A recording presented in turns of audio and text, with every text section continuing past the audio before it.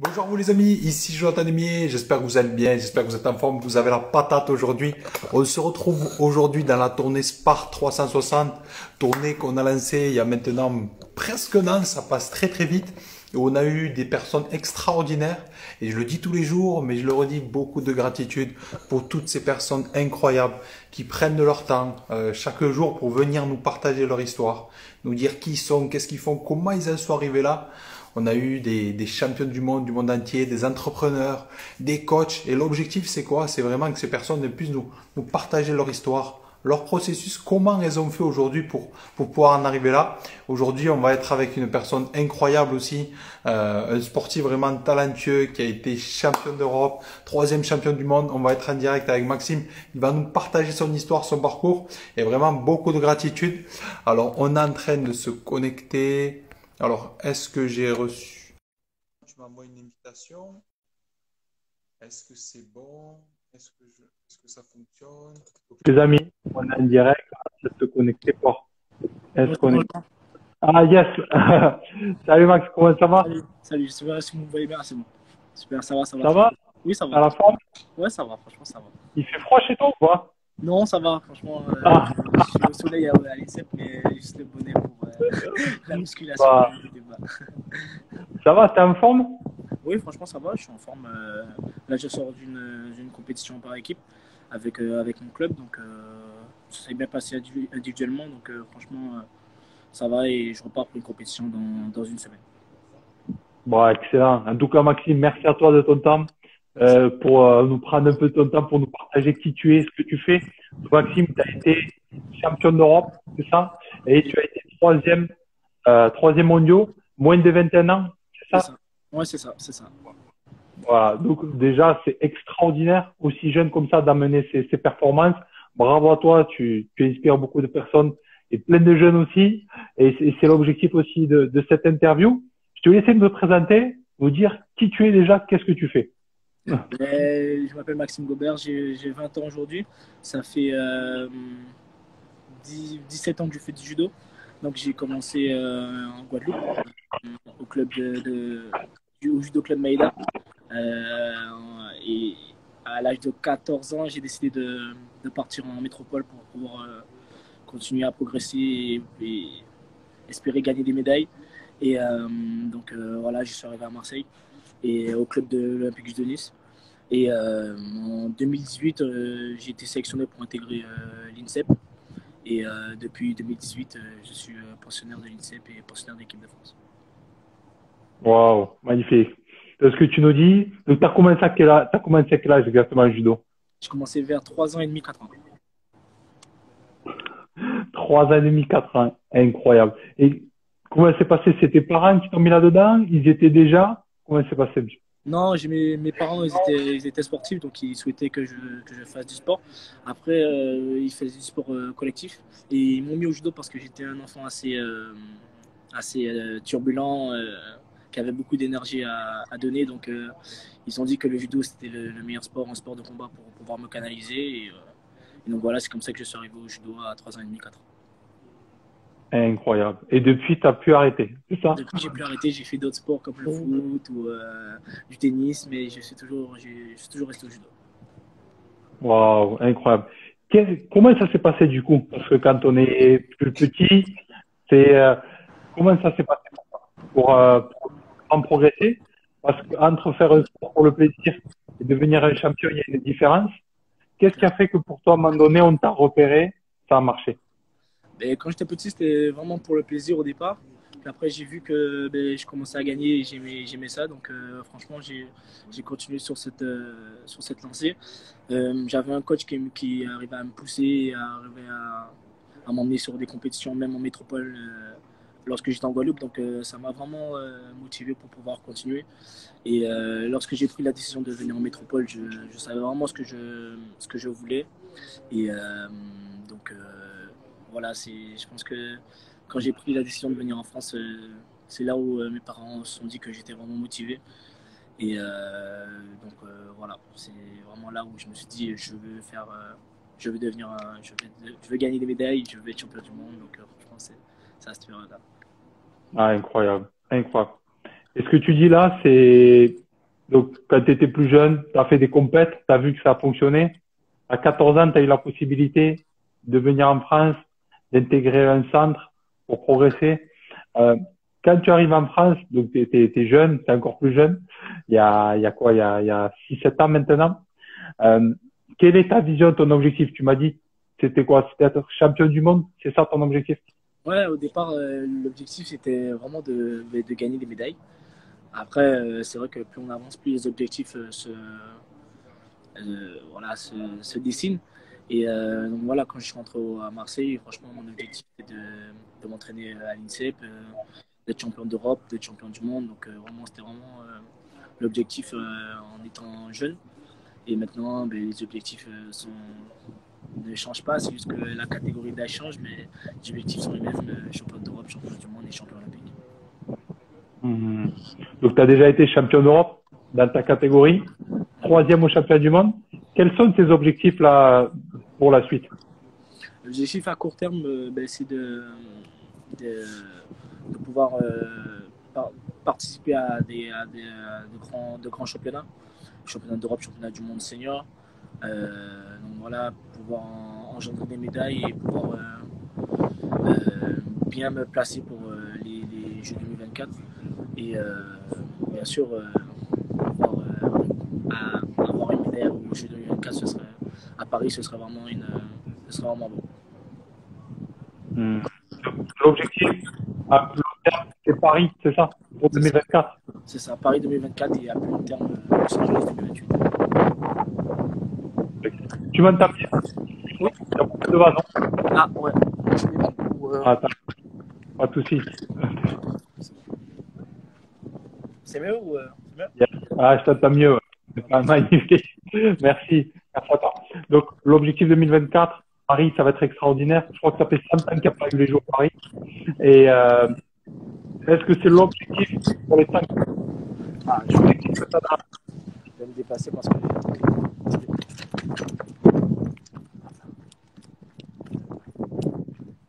Ok, Yes, yes. ok, super. Tu m'entends? Oui, je t'entends, c'est bon. Voilà. Je te disais, ouais, 2024, c'est vraiment le gros objectif pour les 5 que tu as dans la tête. Oui, bien sûr. C'est vrai que Là, c'est nickel. tout ce que je fais au quotidien, toutes les compétitions auxquelles je participe, je sais que voilà, c'est un but, c'est un objectif. Donc franchement, ce serait vraiment beau de pouvoir y participer et avoir une médaille devant le public français et guadeloupéen aussi. Hmm. Et ta famille, justement, par rapport à cette décision d'être parti en France, comment ça s'est passé et comment ça se passe? Est-ce qu'ils t'ont toujours soutenu? Comment tu fais du coup avec? Comment ça se Bien passe? sûr, au départ, c'est vrai que c'était assez compliqué, puisque c'est clair que quand son enfant te dit qu'il veut partir à 14 ans, c'est vrai que c'est compliqué. Je suis parti tout seul, je suis parti jeune. Donc voilà, après, ils m'ont toujours soutenu. Mon père est parti aussi à 14 ans. Donc ils ont été dans le sport, ils s'y connaissent, donc ils m'ont toujours soutenu. Et jusqu'à aujourd'hui, ils me soutiennent encore et sans eux, je ne serais pas là. Ah, bravo, bravo. Et justement, quand on est plus jeune, parce que c'est vrai que c'est des choses qu'on ne parle pas beaucoup. Euh, pour toi, parce qu'il y a beaucoup de jeunes qui rentrent dans des sports de formation ou qui intègrent des grandes équipes, est-ce que pour toi, ça a été quand même une période difficile ou est-ce que quand tu es arrivé, t'as été bien accueilli, tu as eu un bon climat des entraîneurs? Comment ça s'est passé? J'ai vraiment été bien accueilli, que ce soit à Marseille, que ce soit au club de Nice. Donc c'était vraiment un bon accueil. Après, c'est vrai que quand on est ultramarin et qu'au bout d'un moment, on ne voit pas sa famille pendant longtemps, ça a été très dur au départ. Voilà, il fait froid, on n'a pas l'habitude, on est tout seul. Donc c'est vrai que ça a été compliqué, mais franchement, j'ai été bien accueilli, j'ai été bien entouré. Surtout, j'ai été bien entouré. Et, donc voilà, j'ai réussi à m'en sortir et pouvoir engranger des médailles. Magnifique. Et du coup, tes parents, qu'est-ce qu'ils te disent, ton entourage, aujourd'hui? Aujourd'hui, ben, ils sont très fiers. Ils sont très fiers. Ils savent que ben, ça ne fait que commencer. Donc, ils sont très fiers du parcours déjà que j'ai fait. Et, ils continuent à me soutenir au quotidien dans tous mes projets. Et donc voilà, franchement, Sans leur soutien, je pense pas que j'aurais tenu. Donc, franchement, je les remercie encore tous les jours. Magnifique. Et souvent, tu sais, je parle de l'entourage. L'entourage, il est hyper important pour un sportif dans sa construction. Euh, Qu'est-ce que tu aimerais dire peut-être, donc tu es pas très vieux, mais quand même tu as une expérience, ça fait surtout 17 ans presque que tu fais du judo, donc c'est pas tout le monde. Qu'est-ce que tu aimerais dire peut-être à des plus jeunes qui, comme toi, peut-être aujourd'hui ont des opportunités de pouvoir venir en France ou d'intégrer d'autres centres. Si tu avais deux, trois conseils, tu aimerais leur partager pour les aider à atteindre ces objectifs comme toi déjà que tu atteins. Qu'est-ce que tu aimerais leur dire? Ben, déjà, faut savoir ce qu'on veut. Faut savoir ce qu'on veut au départ, de savoir. Parce que si on part en France, mais on ne sait pas vraiment ce qu'on veut, on peut vite déborder, vite se perdre. Donc, franchement, savoir ce qu'on veut, être motivé et franchement, l'entourage, c'est très important. C'est très important puisque c'est toi, mais c'est aussi eux qui vont te guider vers la bonne direction. Donc, franchement, je pense que c'est l'un des aspects les Hmm. plus importants de la performance, c'est l'entourage. Donc, entourez-vous bien et soyez motivés et réalisez vos rêves. Magnifique, magnifique. Et j'ai vu que on t'appelle le fils prodige, c'est ça? Est-ce que tu veux nous en dire un peu plus sur ça? Ben, franchement, souvent on me dit que c'est un peu hautain, c'est un peu arrogant, mais pas du tout. Quand j'étais petit, c'était un ami à mon frère qui m'a appelé comme ça. Et j'ai bien aimé. Et depuis petit, j'ai renommé mon Instagram comme ça. Et je me suis décidé à ne pas changer. Donc, Mhm. franchement, malgré les critiques, on va dire, je ne pense pas changer. Ah, bravo, bravo. Ce potentiel, tu l'as, il faut l'exploiter, il faut pas avoir peur d'y aller à 200%. Dans tous les cas, quand il y a les actes, quand on gagne, quand on montre qu'on est là, il n'y a plus rien à dire.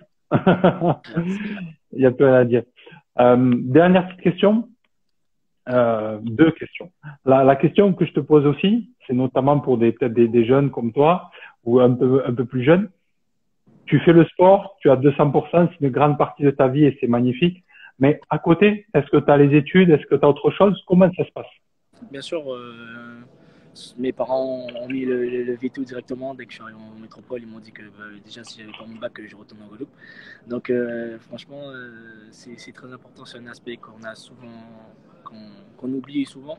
Mais c'est vrai qu'à côté du sport, je suis en deuxième année de STAPS. Et normalement, enfin, je vise à rentrer dans une école de kiné dans les années à venir. Donc, franchement, c'est un aspect à ne pas négliger et à toujours travailler de l'autre côté et avoir une porte de sortie, bien sûr. Excellent.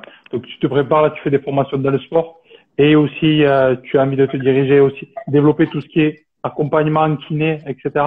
C'est C'est ça, ça? c'est ça, c'est ça. J'ai envie de devenir Hum, kinésithérapeute, donc j'espère rentrer dans une école de kiné dans les années à venir. Voilà. Top. Euh, Ce que je te dire, c'est est-ce que tu as eu déjà des grosses défaites, des grosses difficultés? Est-ce qu'il y a eu déjà où tu t'es dit peut-être j'ai envie d'arrêter? Est-ce que ça a pu t'arriver déjà dans cette carrière que tu as commencé? Ben, dans la petite carrière que j'ai eu euh, deux grosses défaites qui ont été vraiment difficiles à digérer. Donc, c'était les championnats d'Europe de l'année dernière et les championnats de France d'il y a 2 ans. Donc, c'est vrai que ça a été deux défaites qui ont été vraiment difficiles. Euh, Dieu merci, il y a mes parents qui étaient là pour m'épauler. Et donc voilà, j'ai su me relever, mais ça a été vraiment deux défaites assez difficiles à digérer. Mais voilà, on va dire que j'ai remonté la pente. Yes, yes, bravo. Et comment tu as remonté la pente? Où est-ce que tu as cherché cette force? Qu'est-ce que tu t'es dit à ce moment-là? Mais enfin, au début, c'est difficile parce que j'ai tendance à me morfondre sur moi-même, c'est-à-dire que j'ai- je, je rentre dans un cercle vicieux, dans un trou noir, donc je m'isole. Donc franchement, ça a été difficile.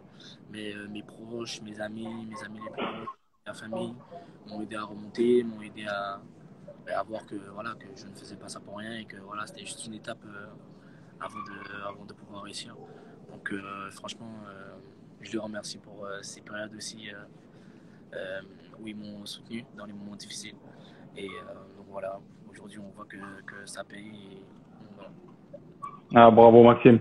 C'est ça aussi la vérité, c'est des choses qu'on ne parle pas parce qu'on veut toujours gagner. On est des gagnants, on est des combattants, on va pas se mentir.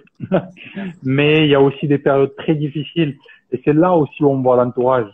S'il est là et on se découvre aussi nous-mêmes. Qui on est, est-ce que vraiment on veut le faire? C'est ça, c'est ça. C'est dans ces périodes-là où on devient beaucoup plus fort. Donc bravo à toi Maxime, en tout cas. J'étais ravi de te rencontrer, de partager cette interview qui est vraiment de grande qualité. Quel est ton plus gros objectif? Quelle est la chose que tu as vraiment envie d'accomplir? Comment tu vois? C'est quoi le plus gros truc pour toi? Pour moi, c'est champion olympique. Franchement, je pense que c'est le Graal de tous les sportifs. C'est pour ça que tout le monde s'entraîne, je pense. Et donc voilà, je pense que quand je l'obtiendrai, ce titre, je pourrais dire oui, voilà, j'ai réussi dans mon sport. Et donc voilà, la médaille d'or olympique, pour moi, c'est la récompense ultime. La médaille d'or. C'est ça. Excellent. Bravo. Bravo. Mais bravo à toi, Max. Un grand merci pour tout ce que tu as partagé. Les amis, je vous invite à suivre Maxime sur son compte. Donnez plein de force, de courage. Ou si vous regardez en replay sur YouTube ou quoi, suivez-le. Franchement, 20 ans, 21 ans, tu vas voir. C'est juste incroyable. Et le monde a besoin de gens comme ça aussi. Donc, continue de te donner à 200%. Ça amène de la force, du courage pour un maximum de personnes. Merci Bravo à toi et force à toi surtout pour la suite. Merci pour l'invitation. Merci beaucoup. À bientôt. Prends soin de toi.